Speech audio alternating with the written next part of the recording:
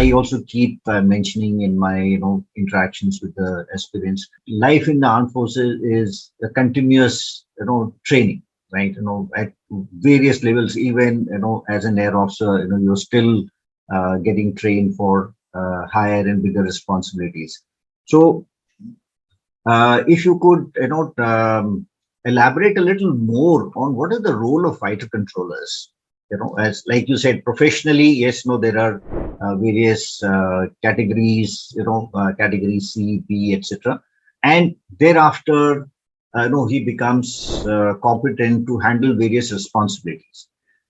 In general, if we were to talk about what fighter controller does. Like I said earlier, fighter controllers is the biggest cog in this whole gamut of the air operations. Just for the layman, as a layman, you generally see the end state, that is the aircraft flying in the air. Whether it is for the demonstrative flying or it is for the operational flying, generally the civil population or people outside only see that end, which is the glamorous end of the entire process. But to make that aircraft fly, how do we start the process? The process is that aircraft is launched from a base where all these services are maintained, which is the part of the air traffic controlling. Having left the base, the moment it takes to the air, thereafter until the time, again, it is back to landing, the entire operations are controlled by the fighter controller. This comes in what we call is the airspace management. That means to a layman, anything that takes to the air has to have the air defense clearance by the Air Force.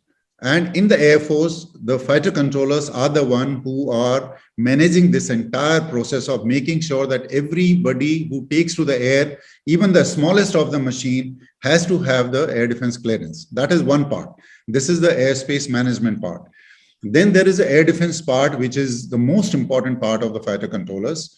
The entire country is manned by the radars and the ops rooms, where the picture from the radar is made available. Nowadays, of course, what you mentioned as a IACCS enables us to have the integrated picture at our ops rooms. In earlier days, the individual radars used to be manned.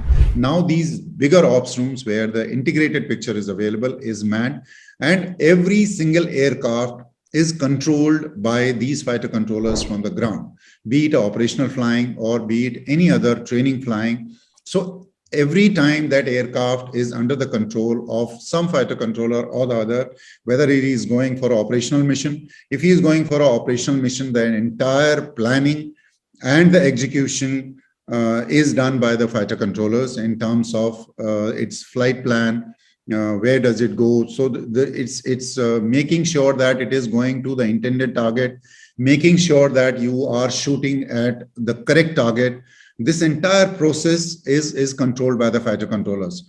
There is something, this process starts from detection, which is done by the radars or at times even by the naked eyes. Then there is an identification, which is the big process in which the flight plan correlation and the IFF and so many other things are done, where these fighter controllers would identify whether that aircraft which is being detected by the radar, whether it is friendly or it is unknown or it is a hostile aircraft.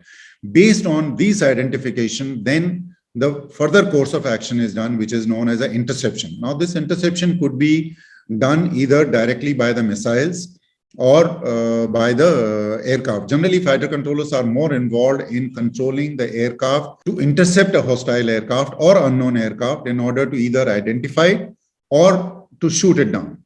So you are involved in this entire process, and then having confirmed from the pilot that this is in fact a hostile aircraft. It could be based on its marking, it could be based on its behavior, and then the control order to shoot down this is given by the fighter controller who's controlling that mission.